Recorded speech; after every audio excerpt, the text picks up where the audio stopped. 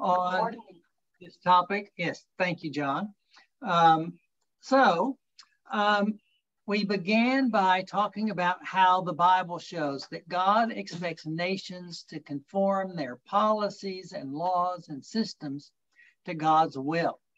So we said they're supposed to move those systems to conform more closely to the character of God. And perhaps the characteristics of God that stand out here are God's justice and mercy and goodness and truth. And then we had a week on the nature of sin, and particularly how sin is more than personal and individual, but is also corporate. And so we are involved in and participate in and support systems that are unjust. And so that has to go into the way that we think about combating sin. So last week, we turned our attention to sort of the values and beliefs that we might look to reform those systems that are sinful. And of course, that recognition of that systemic nature of sin means that, in a way, the church will always be countercultural. It will always be fighting against the status quo, because we always live in those sinful systems, and working to change them is part of working to help our own lives be more of what God wants them to be. So we looked at particularly the cross as the pattern of Christian ethics and life. We noted that when the cross is talked about in the New Testament, the cross itself is most often given as the example that believers are to follow in how they live their lives. And most particularly, that means that they, like Christ, are supposed to privilege the good of others rather than looking out just for their own good. And we looked at 1st and 2nd Corinthians to see kinds of examples of how that looks in a church, because we didn't all want to have to become, as Jim said, Mother Teresa, in order to be church members. So we saw that there are ways that you live in community that reflect the ways that we are to put the good of others first. So tonight, we want to turn our attention again to look at what the New Testament has to say about that pattern that we follow when we follow the example of Christ. And we're going to go to Philippians. And after we've spent some time in Philippians, we're going to go for just a moment back to 2nd Corinthians. And then if we have time, and I think we will, we'll talk about some elements of what might make up a just economic system. Now, economic systems are not all that is involved with systemic sin. Of course, there are social systems and political systems and cultural systems of all sorts. But when we come to think about sort of the church's stands, one of the places that it can make its voice heard is in the kinds of decisions that the nation does make about how to structure our economic system. So it may be important for us to think about how our faith has some impact there. So let's turn our attention this evening to Philippians. Now, Philippians, as you know, is known as a book that's all about how happy Paul is. And he's just pleased with these people. He talks about rejoicing more often in Philippians than in any other letter. And sure enough, he gets along with the Philippians better than most people. They don't seem to have any really major theological questions or problems. They don't seem to have people who have come and the church has started to listen to, who would take them away from what the gospel really is. And so Paul is happy with this church, but not everything is great in this church. And one of the things that's going on that's problematic is that there are arguments among church leaders Now, it may be that these church leaders belong to different churches, different congregations in town. But in any case, they are not getting along. We don't know what the issue was, only that they were having a fight that was influencing and disrupting the life of the church in Philippi. So just to get sort of the only comment that Paul says about this directly is all the way back in chapter 4. And there are only 4 chapters in Philippians. So he waits until the end to talk about this issue. But he talks about it in chapter 4, verses 2 and 3. So I want to read those this evening so that we get a taste of what's going on at Philippi. So Paul says, I urge you, Euodia, and I urge Syntyche to be of the same mind in the Lord. Yes, and I ask that you also, my loyal companion, help these women, for they have struggled beside me in the work of the gospel, together with Clement and the rest of my co-workers whose names are in the book of life. So, all right, that's not very common for Paul to call people out by name, okay? But he does these people. And one reason he does is because they are known co-workers with him. Now, while it's not part of what we're talking about exactly tonight, I do want to note that these 2 co-workers of Paul, they're people who have worked together on his mission team. He calls them co-workers with the men on his team. They become leaders in the church at Philippi, and they are women. So sometimes we think that Paul was the person who thought that women should have limited roles in churches, but it wasn't Paul who thought that. And this text shows him approving and having as part of his mission team women. And so he approaches this topic of the argument they're having to try to get things working as they should in Philippi. And we might notice he doesn't talk about what the issue is at all. We have no idea what they're arguing about. And it could be all the way from something fairly important to what color the carpet should be in the sanctuary. We just don't know what they're arguing about. And he doesn't seem to care. Okay, what he wants is for them to get along. Okay, so whatever it is, it doesn't seem to be a threat to the faith. And so he urges other people that he knows to help them get along so that the church's life can be what it ought to be. So part of the topic of Philippians is community relationships.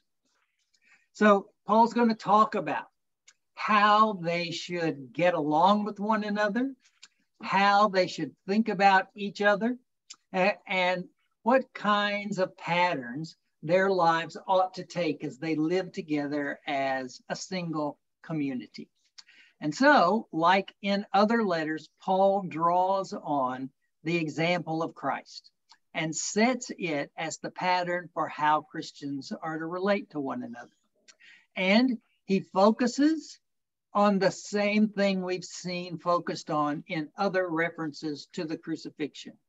He's going to talk about the example of Christ that we follow is the example that we see in the incarnation and in the crucifixion of Jesus. So those are the central parts of the pattern for the Christian ethical life that Paul sets out here.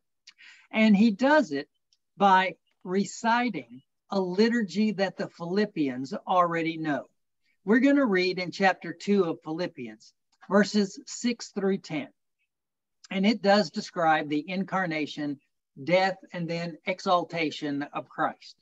And it's a passage that Paul knows the Philippians already know. He's not the author. He didn't originally write this, but he incorporates it in his letter as the reason they should do what he asked them to do. So first, we're going to read this liturgy, and then we'll see what use Paul makes of it in the context of a church that's having arguments, a church that needs to figure out how to live together as a community. So in chapter 2 of Philippians, we're going to start reading here in verse 6. It's kind of in the middle of a sentence. It starts out with who, but that's also the beginning of the liturgy. Who, though he was in the form of God, did not regard equality with God as something to be exploited, but emptied himself, taking the form of a slave, being born in human likeness, and being found in human form, he humbled himself and became obedient to the point of death, even death on a cross. Therefore, God also highly exalted him and gave him the name that is above every name, so that at the name of Jesus, every knee should bend in heaven and on earth and under the earth, and every tongue confess that Jesus Christ is Lord, to the glory of God the Father. All right, now, here is a text that talks about the way that you can think of sort of how Christ comes into the world and offers himself on the cross. So he says that Christ emptied himself to start with. That is, Christ has already in the heavens an exalted position. Says it wouldn't have been grasping at anything to claim equality with God. But instead of using that position, he empties himself and takes on the form of a slave. He becomes a servant. He gives up his status, authority, power, position, and becomes a human being. And not only is he willing to become a human being, but in that position, he humbles himself to be obedient to the will of God and endures a shameful death. So that's the pattern that the church talked about when it talked about how we think about Christ coming and giving himself. And the second half of this liturgy talks about the way that God responds to that self-giving and self-emptying of Christ. It says that God highly exalts him. In fact, makes Christ the most powerful being in the cosmos, and even gives Christ God's name, that everybody would call him Lord. So we see the way that Christ gives himself, gives up his status, position, and power, and we see God's response to it, that when Christ acted in that way, then God responded by giving him this exalted position. Now, I want to note here that Paul doesn't cite this liturgy in order to teach something about the atonement or about the nature of Christ or anything about what Christ did. He recites it because everybody in Philippi already believes it. So he's not trying to convince them of anything about Christ. He's trying to get them to see what the implications of believing that about Christ means for the way that they live. And this liturgy, verses 6 through 10, is the direct support for the concrete instructions that he gives in verses 3 through 5.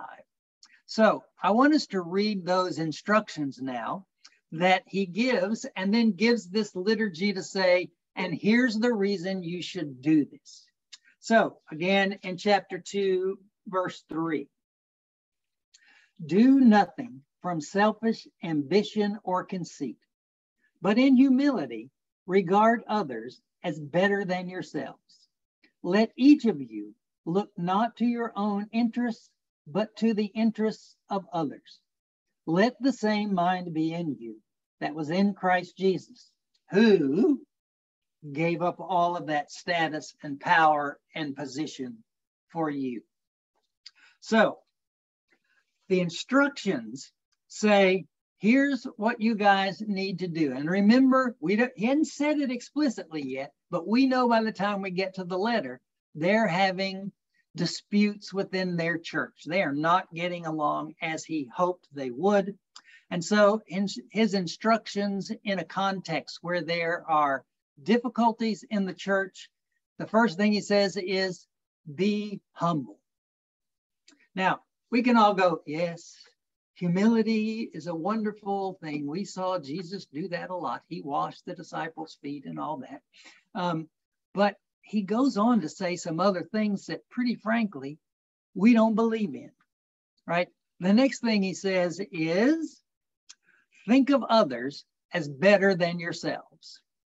Now, how many of you think that's what we ought to do?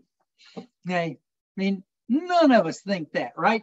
I mean, not really. That's not the way we act, is it? In fact, when we read this, we go, well, you can't love others if you don't love yourself, or something like that. So we make sure that it doesn't really mean what it says, okay? Because it says to think of others as better than yourselves, okay? And then the next thing is even worse, okay? It says, put the good of others above your own good. Now, we don't believe that either, do we? I mean, really, that's not the kind of thing that we do. We know what you really have to do is take care of yourself, take care of your family. We got to get ahead in the world.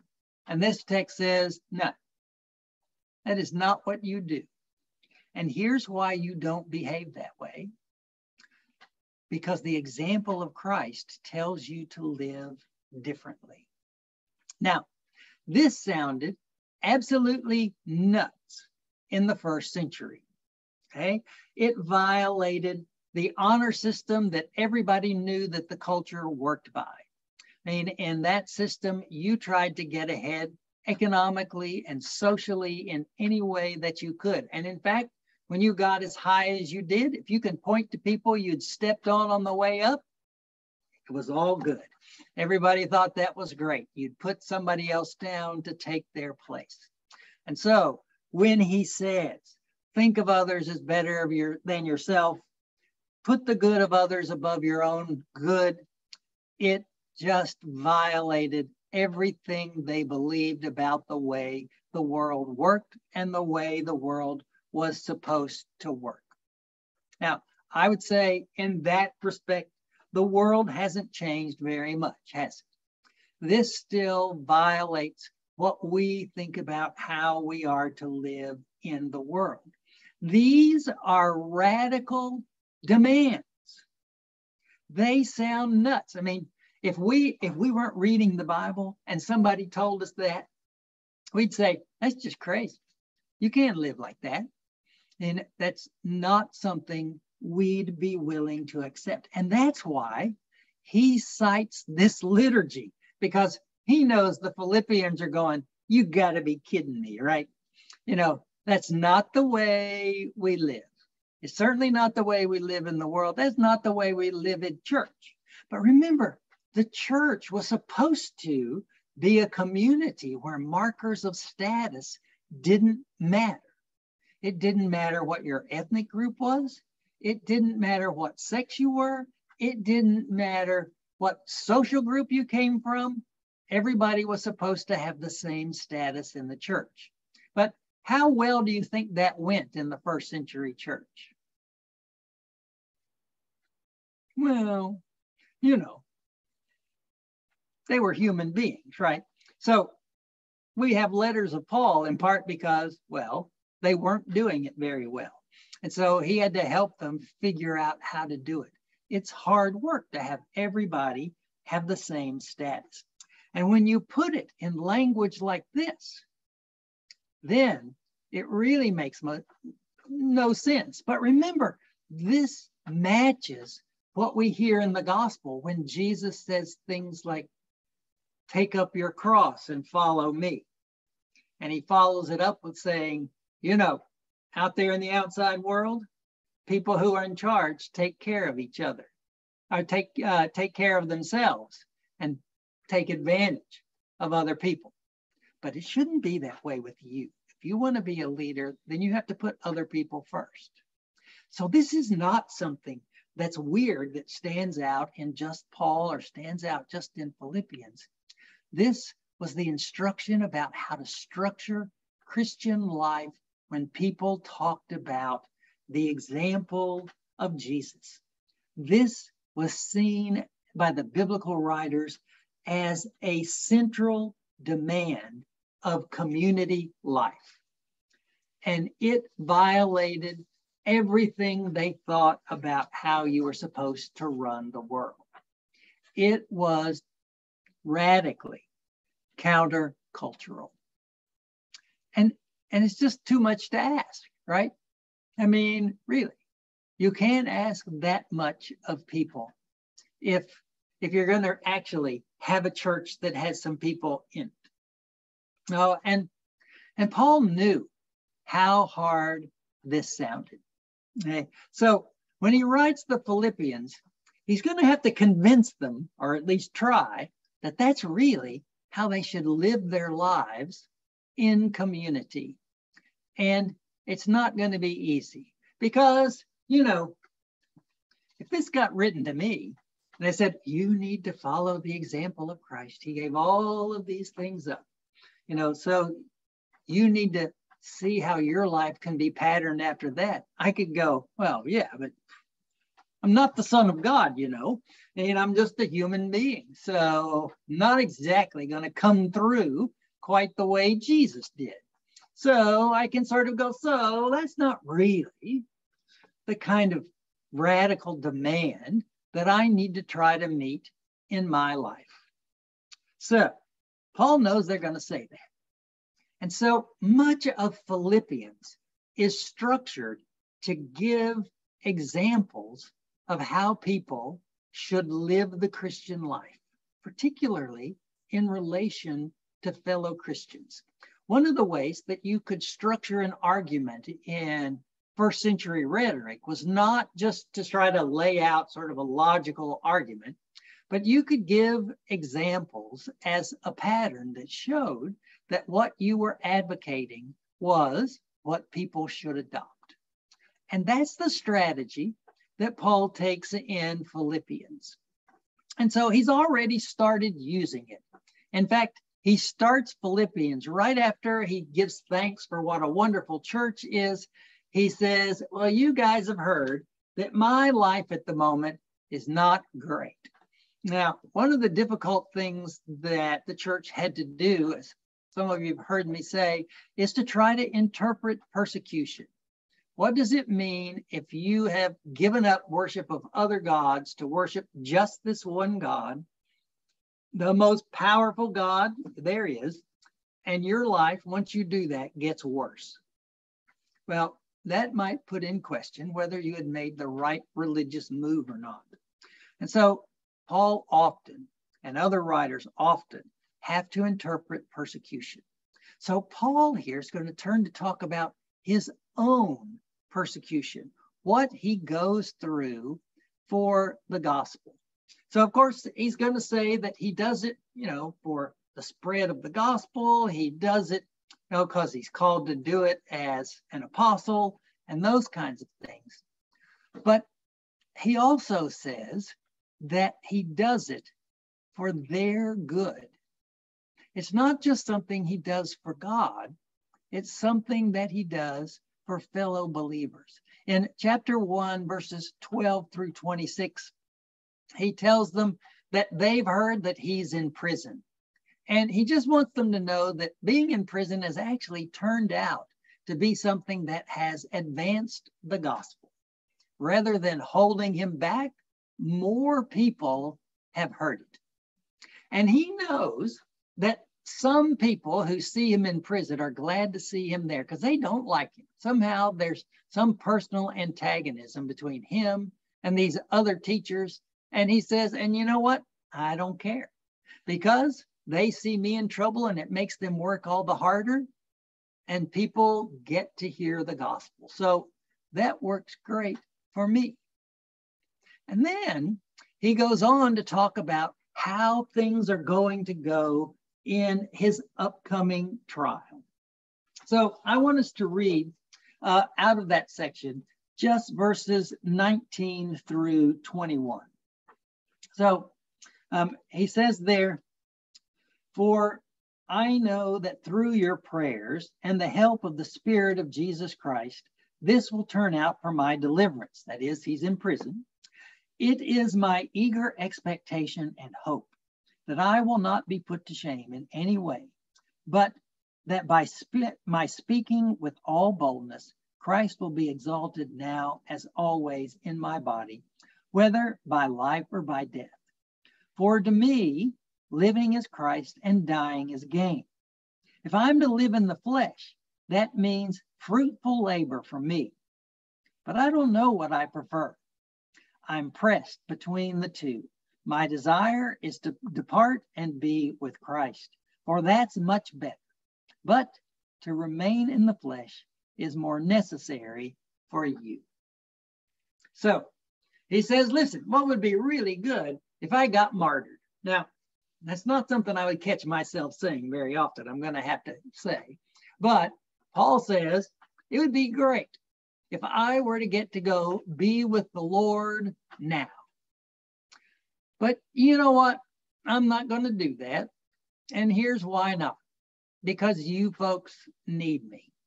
And it would be way better for me if I went to be with Christ.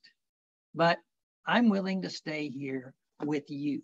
I'm willing to stay here to benefit you folks. Okay? So he's again someone who says, all right, I accept all kinds of difficulties in my life. And I do that for you. So the first example of somebody following the example of Christ, where you put the good of others first and think of them as better than you, is Paul himself. So he says, I am not asking you to do anything I don't already do.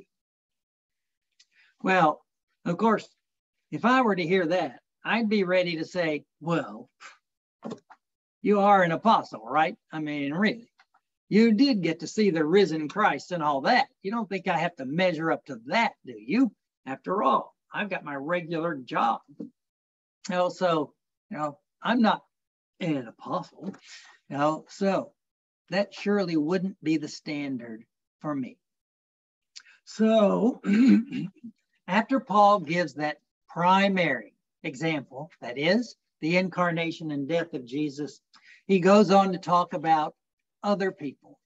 And so he tells them, I wish I could come and see you, but I can't. So what I'm going to have to do is send Timothy. You remember Timothy, he's that young guy, like a son to me. Hey, he's somebody who I want to send to give you a report about me, and so I get to hear about you. And I want you to listen to how he describes Timothy. And now we're in chapter 2, verses 19 through 21. He says, I hope in the Lord Jesus, to send Timothy to you soon, so that I may be cheered by news of you. For I have no one like him who will be genuinely concerned for your welfare. All of them seek their own interests and not the interests of Jesus Christ.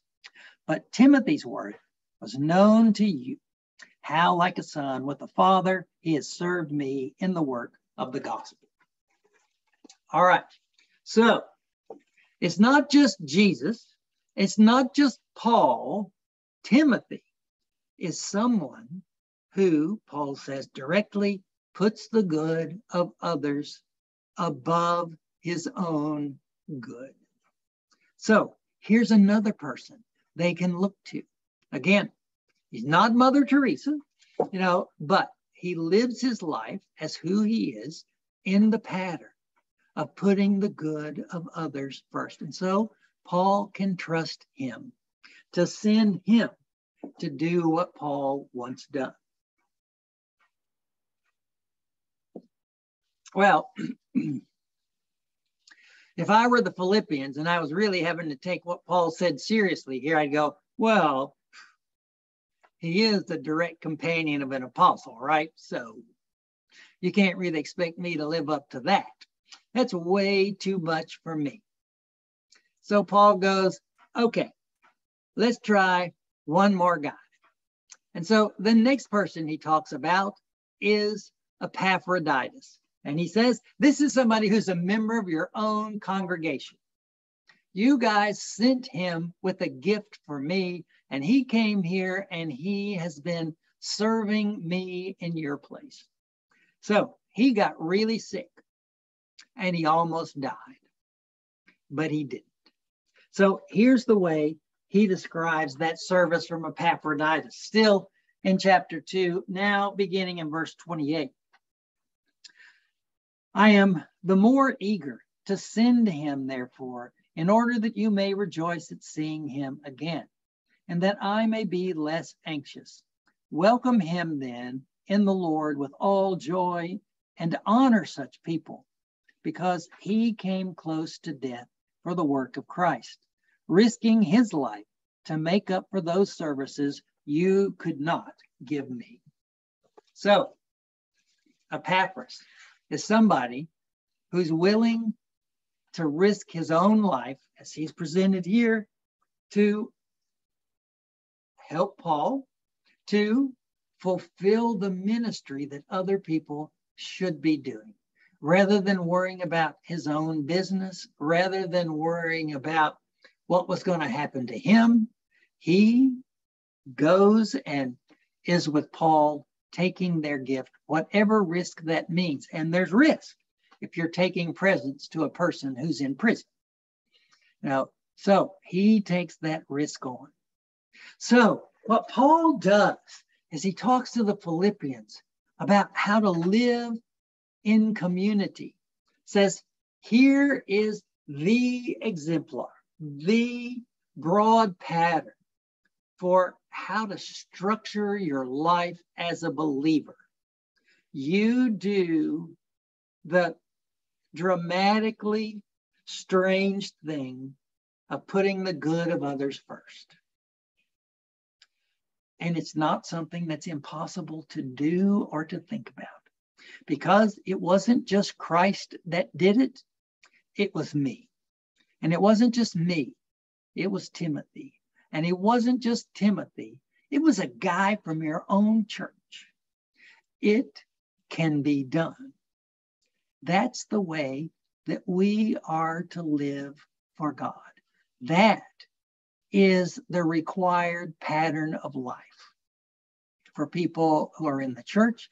And I would say, as Paul sees it, that's not just how we relate to one another inside the church, but also how we relate to people outside the church and to systems that we live in. Because remember, Paul takes on this disadvantage, as he says all throughout 2 Corinthians, as we saw last week, in order to bring people into the church. So this is the way he relates to people outside as well as inside. This is the Christian way of living in all aspects of life.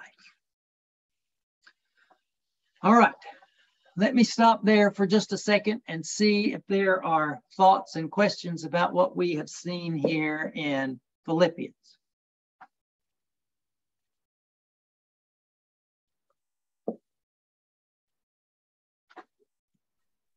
Jerry, it sounds like to me that Paul could write that letter to us and we'd have the same disagreements that the people in Philippians would. I mean, unmute. It's just human nature, I guess, selfishness, whatever you want to call it, not to put other people before you. And you know, it's a great idea, I guess, but it's hard to do and actually implement. I mean, it's one thing to talk about it, but actually doing it's another one. Yeah, It is. I mean, it's even hard to figure out how to do, right? I mean, how do you put the good of others first and still do what's right by your family? How do you, do all the kinds of things that we know that we have to take care of in our lives and still act in this way? And yet it's set out as sort of the pattern that we should be striving for in our lives. Jerry, is it the same to say I am not better than you than to say you are better than me? Yeah, I don't think so. Okay. I think he intends to say, and notice he doesn't say the other person is better than you. Right. He says this is the way you should think about it. Okay. When you think about relating to that person, think about them as better than you. Okay. So that's very different from saying everybody's more important than me. Okay. Okay. All right. So he's not saying that because everybody's supposed to have the same status. But when you think about how to treat them, then you have to put their good above yours. Okay. Well, that makes it harder to do, obviously. Yes. Okay. Yeah. I mean, it might be if the king walked in the room and said, you need to do what's in my best interest, you would go, well, of course, no, because you're more important than me. But if it's just the rest of your church, then it's a lot harder to do. Other things? Or if it's someone that is homeless and we're not sure we should give up money. Yeah. Or we should not support because they probably got themselves there on their own accord and all the other stuff, blaming that we do. Yeah. Well, I think one of the things is that we do have to figure out how to help people in ways that actually help them rather than to perpetuate the situations in which they find themselves. So those of you who are in Lexington, you've seen those signs that say, don't give money to panhandlers, instead send money here, and they help people with what they need help for. So I'm not sure there's a one size fits all answer to that, but I do think that what we have to do is not just respond in what seems like the emotionally most satisfying way, that we have to find ways that actually help people and don't just address the symptoms, but get to the causes for their predicament, and not just theirs, but others too. And I think that talking about systemic sin pushes us to that broader response, because most people who are homeless are not homeless because they think it's a really nice thing to be. There are things that have moved them there, both personal mistakes and where they find themselves in how society values people that have put them there. So we have to work on what gets them there, I think. That gets to the economic systems, working with that population over the years, minimum wage, how many businesses are really willing to pay people a decent wage? Yeah. And that's kind of what I was getting at. I fumbled through it. Is we may have to give up something as a business person in order to give someone else that work for you a satisfaction. Yeah, I think that's right. When we get to the end of today, if we have some time to talk about aspects of what might be a just economy, one of them will be that the highest possible profits and the fastest possible growth cannot be the primary goals. That it's not that they can't be goals, but they can't be the most important ones if we're going to have a just economic system. I hope we get to that, Jerry. I'd like to hear that conversation. Yeah. All right, other things? All right, one of the things I think we have to do when we talk about this is to recall that when people talk about considering others better than yourselves and putting the good of others above your own good, that there is a significant critique of this way of living that comes particularly from feminist interpreters. And they note that women and people who are in abusive circumstances have often been told this. And often this has been used as a way to tell them to stay in abusive and oppressive circumstances. That when they do it, they are following the example of Jesus, so they ought to be proud to be beaten whenever it's necessary, or they ought to be proud to be discriminated against because they're being like Christ. And if using the example of Christ, if the example of Christ is used in that way, it is a perversion of what the New Testament has to say and what Paul has to say in these places. What I want you to notice is that in all of these examples, it's the person with power who is giving up power for the good of those without power. Christ has the most exalted place in the cosmos and gives it away for the sake of people who need help.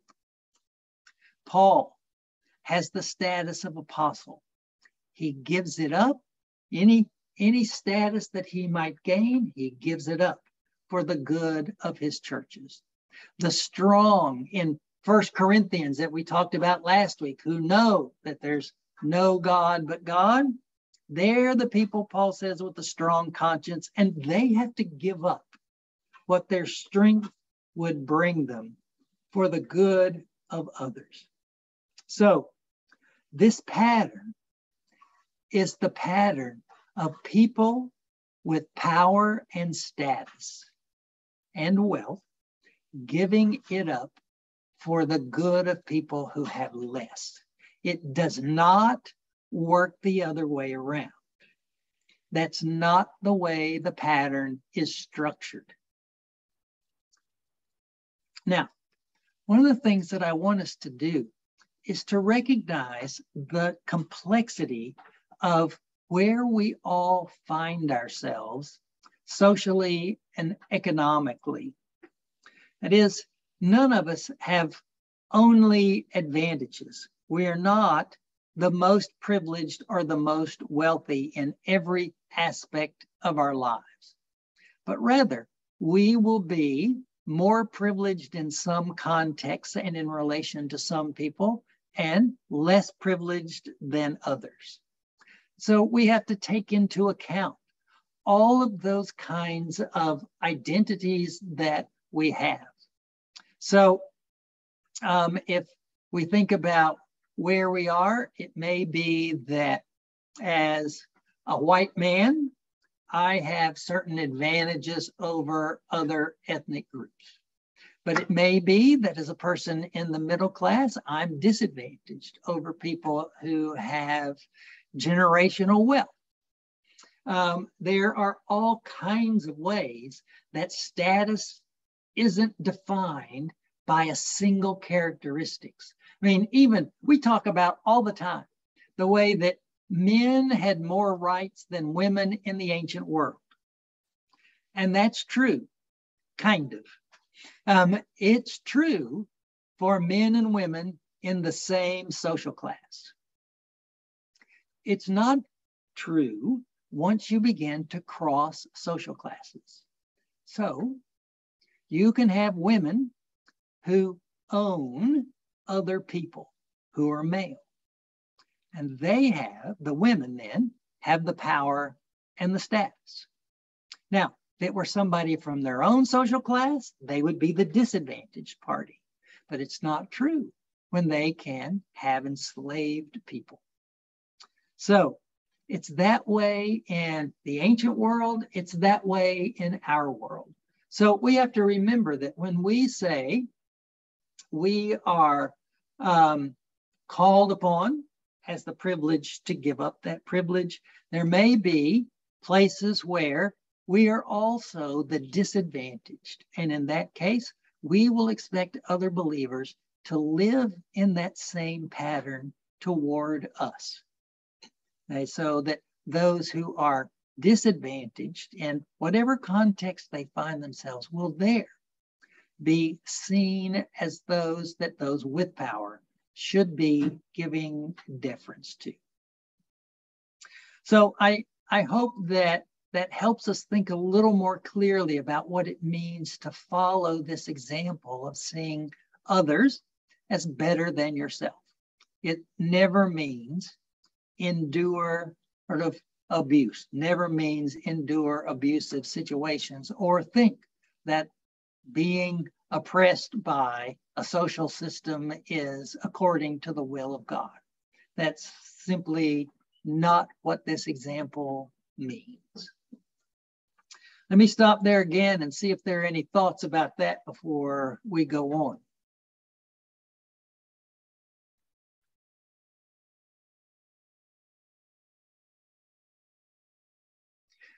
Well, I hope that opens up a way for us to have, I might say, one less excuse not to take this challenge seriously, because it is a more nuanced challenge than what we might think. And I think that we are called upon to live by this value as we think about how we should shape social and economic policies. Okay? As we think about how we should structure all kinds of economic and social and political activity. And just briefly, I think it would mean, for example, simply wealthy people pay more taxes than poor people as a percent of their income. And right now, they don't, because so many of our taxes are regressive, whether it's gas taxes or sales tax. By the time people who are poor pay those taxes in addition to their income taxes, they pay higher rates of taxes than wealthy people. So that means we have to say, wait a minute, somehow the system that we have constructed doesn't come anywhere close to being what God would have for the world if we look to the example of Christ. In fact, it should be just the opposite way. You know? So we have to begin to think about how to bring this new set of values into a place where most of the people there don't think they're a good idea. Okay? So we have to have some reasons within ourselves and some that we can help others see that will sort of help us see our way toward more just systems.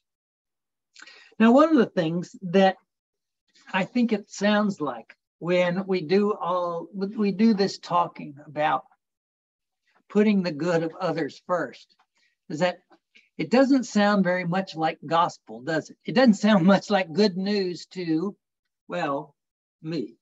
You know, I mean, it just is kind of tough, right? I mean, it's asking me to do a lot.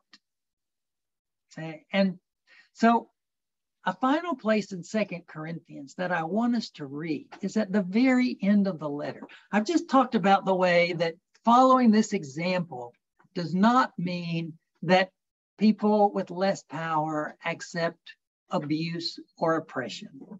And Paul can talk about the ways that he has accepted disadvantage. You remember last week we talked about those catalogs of hardships where he says, woe is me, I've been beaten, I've been shipwrecked, I've had all kinds of terrible things happen to me, and I do it all for you people.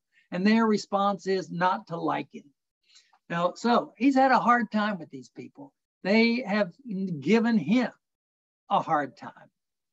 And so as he ends this letter, after he has cajoled them and given them reasons and told them how much he loves them, he also says, and all this has to come to an end, because he's not just going to be abused.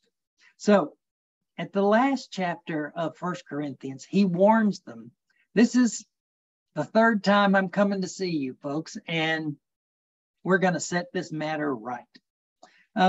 He says this, I'm going to start reading in verse 3.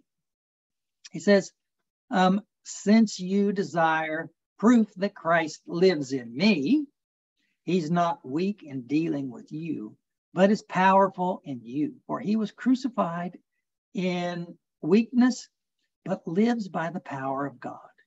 For we are weak in him, but in dealing with you, we will live with him by the power of God. So at first he sort of chides the Corinthians for saying we have all this power from God. And he says, we have been weak among you. But let me tell you, that's so that the power of God can be seen in our lives. And that power is going to be seen basically in ways that they don't want to see it. But what I want you to see is the sequence that's here and that we saw in Philippians 2. For he says, Christ was crucified in weakness, but following that, he lives by the power of God. In Philippians, Christ emptied himself, obedient unto death, and then God exalted him. It is by taking on that weakness, accepting that weakness, that disadvantage, that the power of God can work through and in the end for us. For we as the church don't live just for this life, but for life with God to come. And so Paul can think of the blessings that come from being willing to give up this advantage as something that is more than made up for in the relationship that we have with God now and life with God after this. Now, I think too that there are broad ways to think about what this putting the good of others first means for us that are not just difficulties. Okay, it is right that giving up power and status by the values of the world that we live in seems crazy. That's not how we do it. We accumulate, and then we pass on to those that we like better, the things that we have accumulated, because that's how we get stuff for us. But if we're going to reject that way of being in the world, we're going to need some help.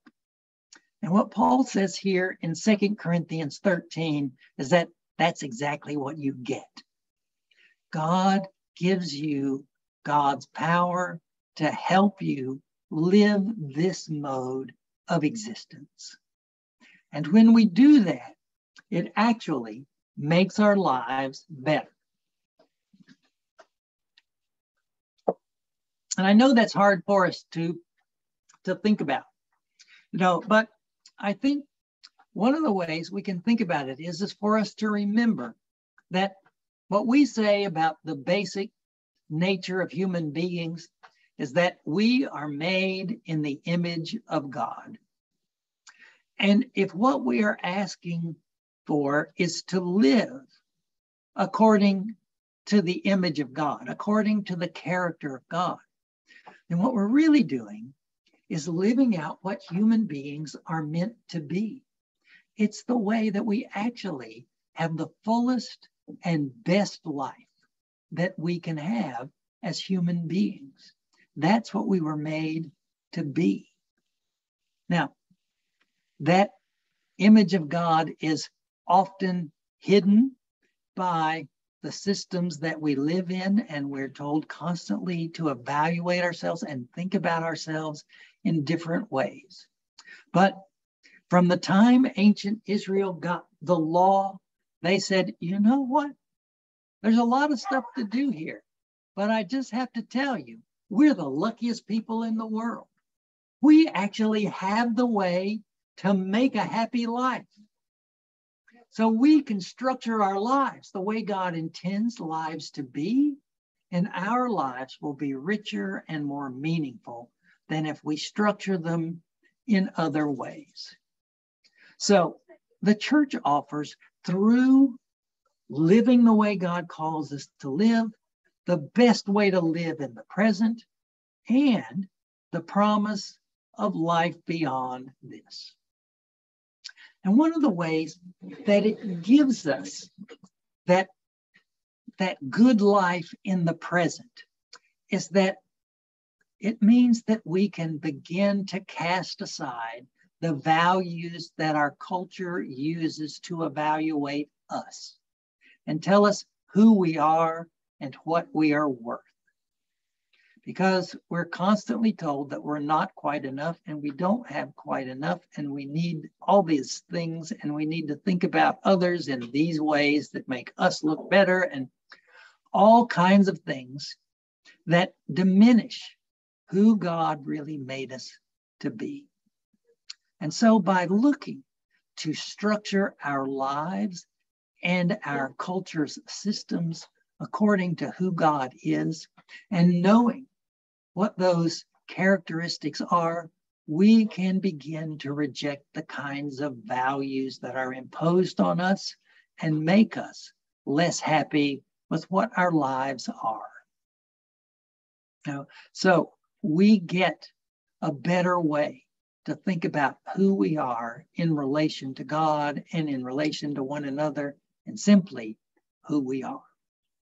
So I think there are some really good things that come to us from being able to step back from the values that we have been given and that have been, as we talked last week, enculturated into all of our lives, and say, there's something wrong with those.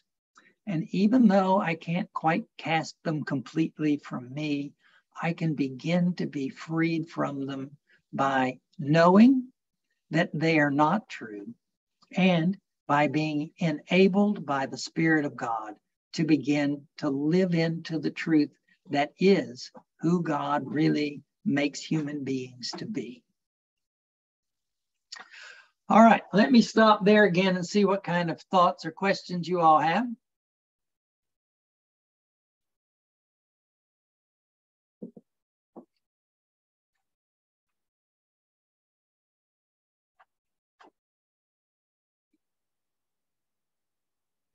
Sounds like with our 401k plans, Jerry, nobody wants to talk about this.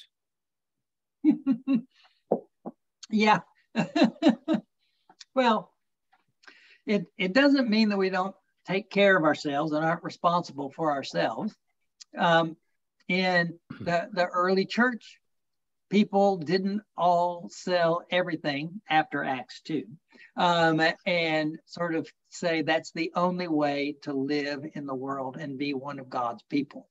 But it does certainly put in question how much we might think we have to have in them, and what we might want to do with it once it's there, and what we might want to do with it when we're gone, and those sorts of things. So it doesn't call upon us to live in such ways that we become burdensome to others because we haven't taken care of ourselves. But it may be that we lower our expectations for some things that we think we might need. So I think it's one of the even more interesting about having our 401ks is when we talk to people who tell us the world is going to end soon. Almost none of them cash out, So just in case. Right. Other thoughts? Jerry, this is a bit of an aside, but something you said earlier about Paul talking about to die is vain and all. Do you think people like, who kind of sought martyrdom, Polycarp, Ignatius, and some of these folks had some of that thought in mind, maybe? Well, some of them did. I think Paul, in some ways, is exaggerating. Remember, he says it'd be better for me, but I'm not going to do it, for your benefit. There were those who saw martyrdom as the best way to follow the example of Christ. And I think that may be confusing what example means here. When Paul called on people to follow the example of Christ, he didn't mean do exactly what Christ did, but he did mean that the values and ideas that led him to that position should be the ones that direct our lives as well. So given who we are, we'll have to see what that looks like. And it might be something rather different. It might be the same. But some of those guys who were really sort of thirsty for martyrdom, I think were that in part because the church began talking about martyrs as the seeds of the church, that the more martyrs we have, the more people join the church, so that they were, in a sense, doing it for the good of those who were beyond them. Because if you believe something that firmly that you're willing to take that, there must be something to it. And that's how some in the early church thought about martyrdom.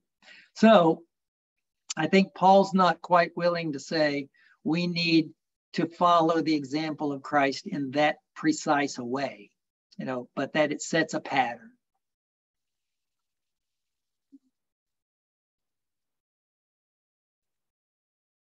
Jerry, may I raise a question about strategy? Yeah. And I don't mean strategy in a sense of my 401k. Sorry, Jim. I have no help there. For the sake of the question, let's assume in the West that the church has, at minimum, been collaborative with the state, so that one could argue that the convictions of the church have political, social, economic means to implement their vision. What strategies worked? And obviously we know some strategies did not work. That is, we talk about the power of God, the power of the Spirit. But when you look at the big picture of the historical trajectory of the last 2 millennia, it seems like weakness has indeed won the battle in that sense. So is there a way, particularly for the church today, perhaps even a church in Lexington, as we begin to envision a path forward in a new post-truth, post-COVID environment, what would be ways in which Paul might instruct us to proceed? Yeah, well, it's hard to say, in part because he couldn't envision anything like what we have. But I think he might say, start at home. That is, start with the community of the church itself. Begin to live out those values there so that you, in fact, stand out as a community of people who are different from the way the rest of the world works. You relate to one another, you relate to your wealth, you relate to the political system in ways that are different. I mean, part of the way the early church got its start was that its people were different. I mean, they stood out. And I think that if a people began to live more closely to what the character of God expects, then we'd start to have that influence. So if we could get everybody in our church who owns a business to make sure that they pay a living wage. If we could make sure that we pay a living wage to everybody who works for the church. I mean, I don't know if we do that or not. If we begin to implement those kinds of values. But I also think that it is important that we do speak at times of elections to say that there are certain kinds of policies that are being advocated that take us away from the purposes of God, and some that draw us more closely to them. I think it's important that we don't do that in a way that's partisan. We can't, sort of sign on to a political party, because none of them that I've ever seen operating operates free of systemic sin of their own. They've got it built into their systems and platforms.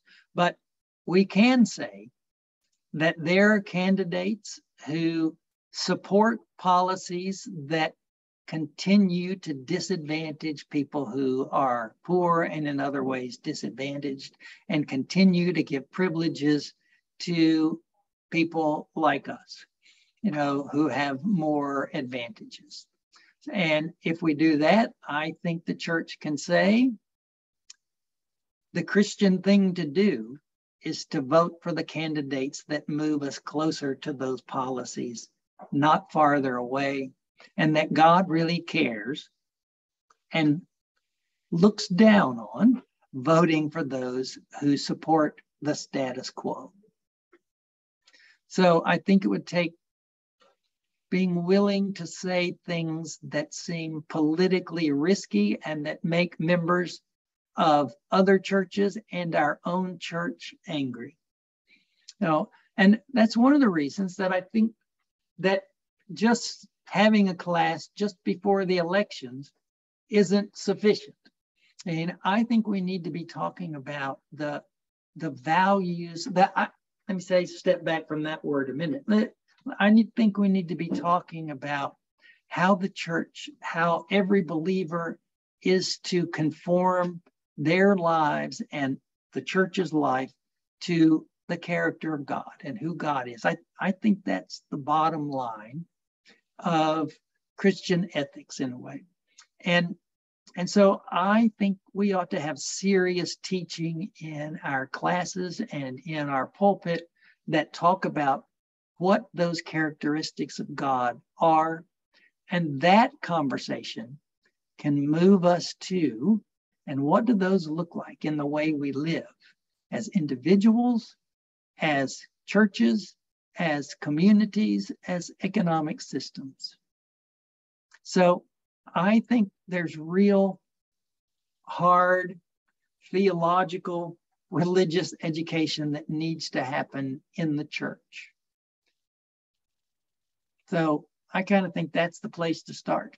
And that's not an easy task when most people show up 1 hour, maybe a week, and we have to find ways to be sure that we can couch this message of God's desire for justice and mercy in everything as good news, not just for the disadvantaged, but also for those of us who are advantaged.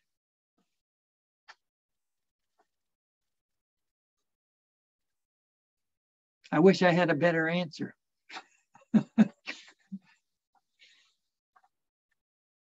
I wish we had a better system. Part of me wants to say that, particularly the early American impetus toward utopian communities makes a lot of sense in the same way that monastic communities make a sense. In some way, they are what should we say?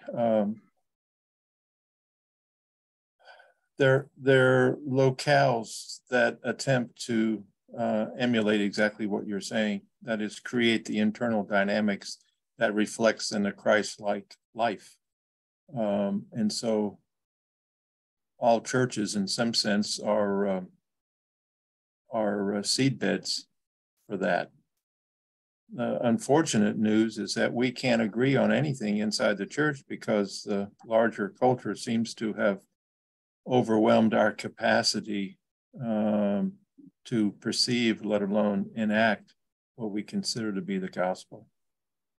And Yes. I find it so distressing that Christians can't even get along with each other. Yeah.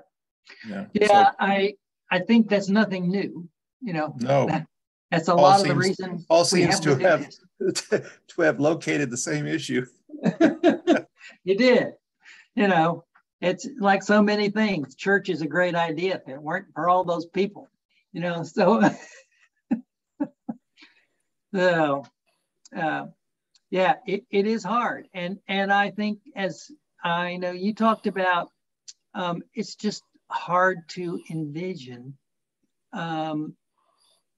living by a different set of values, you know, and hard to convince us that we should. As I've talked about earlier, we have baptized a lot of values into the church that are not Christian values. You know, they're good American values, but they are not Christian values. And learning to discern the difference between those is a task I would like to see the church take on, but it's a hard one. It is. I think the Shakers. Yeah. No, go ahead. No, I was just wondering if Charlene had a question. Her hand is up there.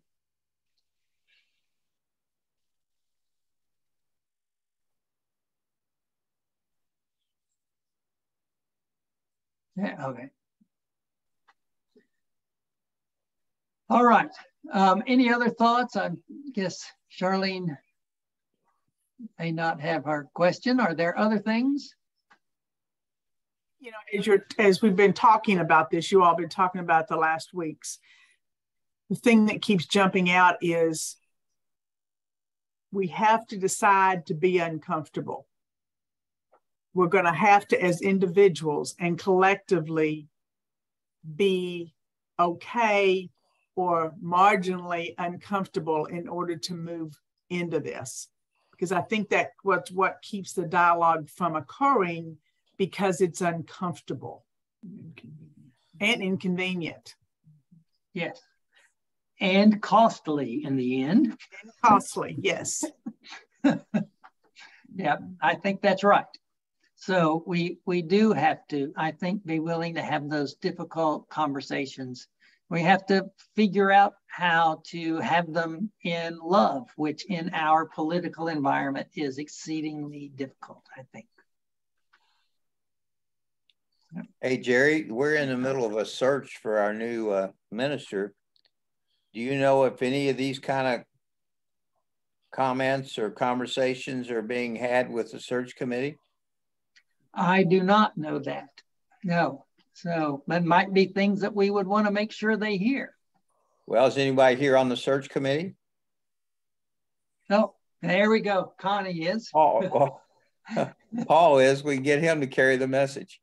All right. And Paul, well, good. So, Connie is a better messenger. I'm too old. Well, I am not buying that, Paul. He's got nothing to lose, right? He's too old to, you know. Paul, What'd you say? Eh? A word of the wise, Paul. Yes, I Tom. was on the search committee for Central twice. And if we had Wayne, the first meeting that we had, tell us that Michael Moody was going to be called, it would have saved us a lot of really long meetings. Well, I would be happy to hear who we were going to call. If you would like to fast forward, Connie and I would be grateful. It'd free up a lot of time. Yeah. The second search was truly a search. Somehow I think Wayne had that tagged before we got started. Thanks for the heads up. I don't know who your chairman is, but Well, any wisdom you have, you know my email address. All right, good night. Yeah. I do want to get to a few things that I think might be aspects of a just economy. As some of you have heard me say, I have a hard time thinking of what an economy that is pleasing to God ought to look like. I don't know how to construct one exactly that respects the dignity of all kinds of work and gives incentives to people to create things and does all the things that we want to see done. Now, but I have run across a new book by a woman named Edith Rassel, R-A-S-E-L-L, called The Way of Abundance, Economic Justice in Scripture and Society. And she sets out what at least she sees as aspects of what a just economy would include. And these remain broad, but I think they're worth sort of registering for us to try to think about. Okay. And the first sort of big heading she has is that a just economy must look toward the thriving of all people, not just the existence, but that all people thrive, have a good and meaningful life. And that will mean that we give special attention to people who are poor, and that economy must include a path out of poverty, because poverty is cyclical and multi-generational. So a just economy will have a way to break that cycle. Secondly, under the thriving of all people, as I noted a few minutes ago, highest profit and growth will not be primary goals. They can continue and should continue to be goals for businesses, but they can't be the most important thing. The thriving of the employees must be more important than personal profit, must be more important than stock prices.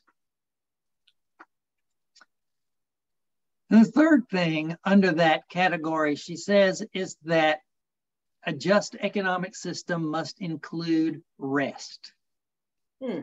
People are not just constantly worked, that there's time for regeneration, recuperation, recreation, because that contributes to a good life as well. The second kind of big category that she gives is the thriving of creation. So that if we're going to have a just economy, we don't just think about the effects of what we're doing on our fellow human beings, but also on the creation. So that a just economy will mean that we limit our use of resources. We don't act like they're just there for us and don't think about the consequences that we leave behind for the people who come after us. Thirdly, she says that a just economy provides work that supports a thriving family. So it doesn't just mean that each person does well, but that family groups do as well. She says that work should be seen in a just economy as both a right and a responsibility. That is, everybody has the right to have a job, but it's not just that a system has to give you something. You also have to be responsible for taking your place within the system. So it both expects things of the structures and it expects things of the people who are at work within the system. And then she says that it must have work that supports human dignity. Now, that may be one of the more difficult things for us to think about in all of this. We can think of jobs that we imagine don't have as much dignity as some other jobs that we know. So how is it that we structure our economy to provide those jobs that lots of us wouldn't want to do with dignity that honors the full humanity of the people who do them? And finally, a large sort of category that I think I would add to that is that we have to continue to think about how to make the system more just. I think one of the things that we have learned as we have moved toward trying to find more justice in some of our systems of economic and social patterns is that the more we change them toward justice, the more we recognize that there were injustices buried that we didn't even think about. We didn't recognize. We didn't know that were there. And suddenly we have to go, oh, we have to find a way to think about how to address that. So I think having this kind of a system wouldn't mean we have arrived. It would mean that we are at a place that does those things, but recognizes that the fullness of the kingdom is not here. And we continue to seek ways to live into the kingdom of God that we didn't even know that the kingdom of God demanded at other points. So that may not be a great deal of guidance of specifics, but I hope maybe, I mean, when I thought about those, they help give sort of categories to begin to think. They don't solve all the questions. They don't, make it easy to figure out how to support human dignity, make sure everybody has enough money to have a thriving family, and keep grocery prices where people who are still at the bottom of the social and economic scale can eat well. And so those continue to be questions we have to figure out how to do. But I think maybe those things that she mentions gives us some sort of pegs to begin to hang ways of thinking about the questions on. All right, other thoughts or questions? Well, Paul mentioned the Shakers, who I do not claim to know much about, but as I understand it, they each contributed in a way, in something they were good at, to the benefit of everyone. Yes, I think that's right. And as Paul mentioned, those kinds of utopian societies have tried to arise. Sin always creeps in and gets in the way. But also, one of the things that we see is that lots of those communities make themselves separate. Yeah. They haven't thought of a way, even when they're functional, to sort of be the leaven of the rest of the system. So when they withdraw, I think, into those enclaves, then they limit the way that they can influence the rest of society to become what God wants it to be. So I don't know exactly how we bring together that sense of community and being committed to one another that those communities have, and stay engaged with the world in a way that can sort of change it the way I think the preaching of Jesus intended to change it. Jerry, I don't know where it was in the Bible, but somewhere I think Jesus said that the poor, you will always have the poor. The poor. What was he talking about then? Yes, that doesn't mean it's okay to abuse them. Right. No, but I think it was a recognition in my mind that there are a lot of people you can't help.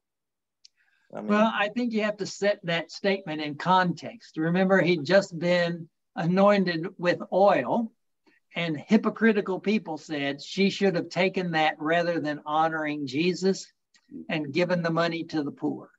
So it's kind of a quick retort to people who don't like to see him honored in that way. So it's certainly a truism.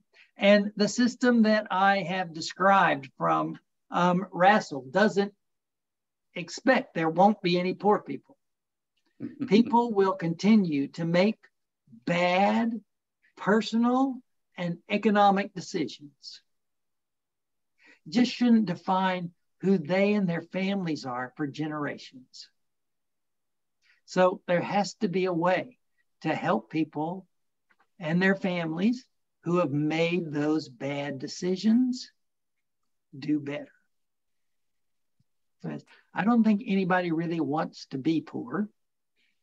So we have to devise ways to help people move, because a lot of people who are poor, we might say we can't help them, but they don't have the means or the knowledge to get out of the circumstances in which they find themselves. So there are lots of ways that we can reach out to both continue the kind of safety net things that we do, like God's Pantry and those sorts of things, while we work to solve the problems that make so many people need them. So it's not, again, as though we're going to eradicate poverty. And I think if we were working in a just economic system, what counts as poverty might be a moving line. We keep saying, okay, well, now we expect that everybody should have more. Not being greedy, but in looking for ways that life can thrive for everybody. Life can be good and meaningful. I think there will be a struggle as long as our educational systems are not equal across all races and across all cultures. Minimum wage, we're one of the worst states for minimum wage. We're not the worst, but we're close to it.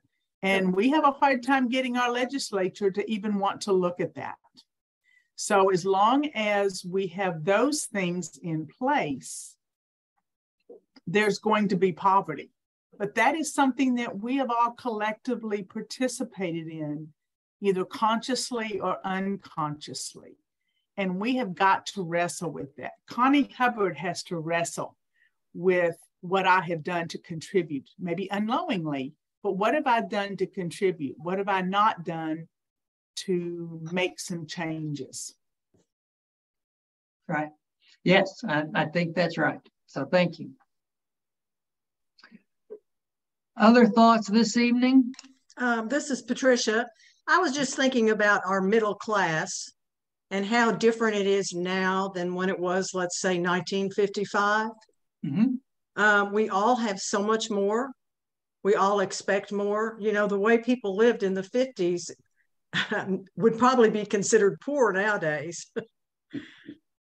And so, a lot of it is, let it begin with me on how I spend my money on myself. But that'll be a hard task. Yes, thank you, Patricia. I think that's exactly right. As we are convinced by our cultural system, by TV ads and everything else that we need more, it means that we're less willing to contribute to the common good, so that we can accumulate that more good for ourselves. So yes, thank you. Just as I keep having this thought going through my mind, Bill Embry worked so hard to come up with the affordable trust. He worked so hard to get that started. And one of the things that it was supposed to do is have a dedicated funding stream that was a very small amount that would be paid on people's on people's insurance policies on their home as a tax. And the city wouldn't do a tax. Weren't going to raise taxes, not going to raise taxes.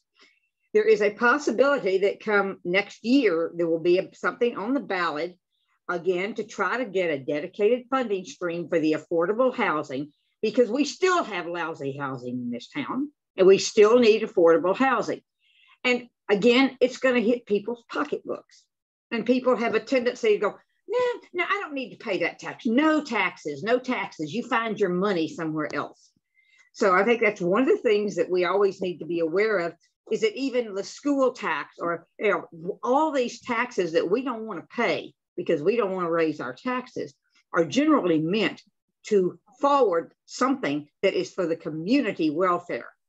And we're not willing to invest in that. Yeah. All right. Yeah, I think that's right. I think that's part of the individualism that is so dominant right now and has become more dominant. We don't really think of the state as a commonwealth, do we? No. We don't. All right. Well, we are out of time this evening. There is one more week to this series, and the social justice team will be leading that. Connie, do you want to say something about that, or John, either one of you? Got 4 or 5 of us on the team that have been attending. I like 3D anyway, but this one particularly.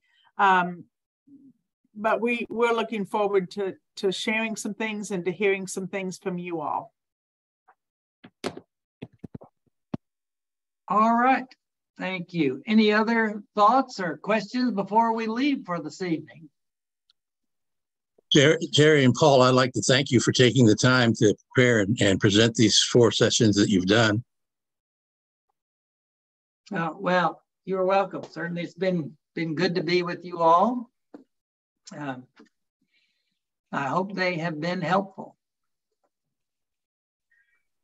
Well, we'll see, maybe, right? That's right. We're going to have a chance on November 7th to see how much people have listened to thinking about who they vote for in terms of how they stand on issues, and not what R or D is by their name. Yeah. Thanks, Jerry. All right, good. Good to be with you all again. See you next week.